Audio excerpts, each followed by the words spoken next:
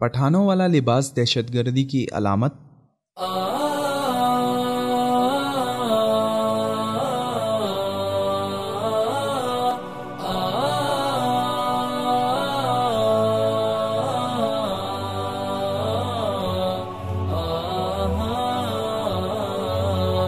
کشمیر میں پٹھانوں والا لباس پہننا خطرناک ثابت ہو سکتا ہے، کیونکہ ایسا لباس پہننے والوں کو دہشت گرد سمجھ کر بھارتی فوج کی طرف سے گولی ماری جا سکتی ہے، اور ایسا ہوا بھی ہے جب 2010 میں ایک جعلی ماورائے عدالت فوجی قتل میں 3 نوجوانوں 27 سالہ شہزاد احمد، 19 سالہ محمد شفیع اور 20 سالہ ریاض احمد کو لائن آف کنٹرول کے قریب ماچل سیکٹر کے پاس گولی مار کر شہید کر دیا گیا۔ یہ جعلی مقابلہ ماچل انکاؤنٹر کے نام سے مشہور ہے، مگر حال ہی میں بھارتی فوجی ٹریبیونل نے اس واقعے میں ملوث 6 بھارتی فوجیوں بشمول ایک کرنل کی ضمانت منظور کر لی۔ فوجیوں کا موقف تھا کہ ہلاک شدگان نے چونکہ پٹھانوں والا لباس پہن رکھا تھا، اس لیے وہ انہیں دہشت گرد سمجھے اور گولی چلا دی، جبکہ مسلح افواج کے ٹریبیونل نے بھی اپنے ضمانتی حکم نامے میں یہ کہا کہ ان فوجیوں کا یہ عذر قابل قبول ہے کیونکہ پٹھان سوٹ دہشت گرد ہی پہنتے ہیں، مگر حقیقت یہ ہے کھلا لباس کشمیر میں عام کشمیریوں کا مرغوب لباس ہے۔ ٹریبونل کی قیادت جسٹس وی کے شیلی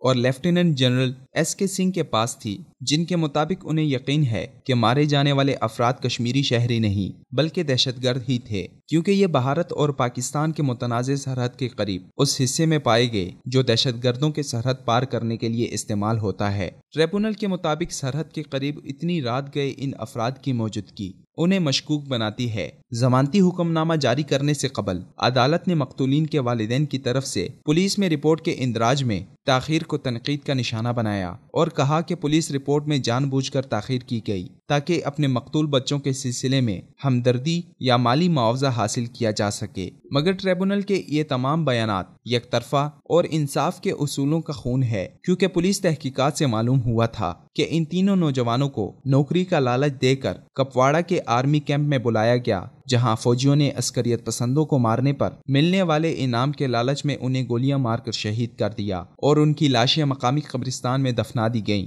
ریاستی پولیس نے ان لڑکوں کے والدین کی شکایت پر رپورٹ درج کرنے کے بعد جب تفتیش کی تو یہ صورتحال سامنے آئی، جس کے بعد آرمی انکوائری بٹھائی گئی، جس نے جانبداری کا مظاہرہ کرتے ہوئے ان فوجیوں کی ضمانت پر رہائی ممکن بنا دی۔ 2010 میں اس واقعے کے بعد کشمیر میں عوامی احتجاج کا ایک سلسلہ شروع ہو گیا تھا، جس کے نتیجے میں اس سال 100 افراد شہید کر دیے گئے تھے، اور اب یہ فیصلہ کشمیر میں بھارتی ریاستی جبر اور ناانصافی کی کھلی دلیل ہے۔ شیو سینا، راشٹریہ سیوک سنگھ اور بی جے پی کے غنڈوں کے کیسری لباس کو مسلمانوں کے قتل عام کے بعد بھی کبھی دہشت گردوں کا لباس قرار نہیں دیا گیا، مگر کشمیر میں رائج عام لوگوں کے پٹھانوں والے لباس کو دہشت گردوں کا لباس قرار دینا بھارتی تنگ نظری کا کھلا ثبوت ہے۔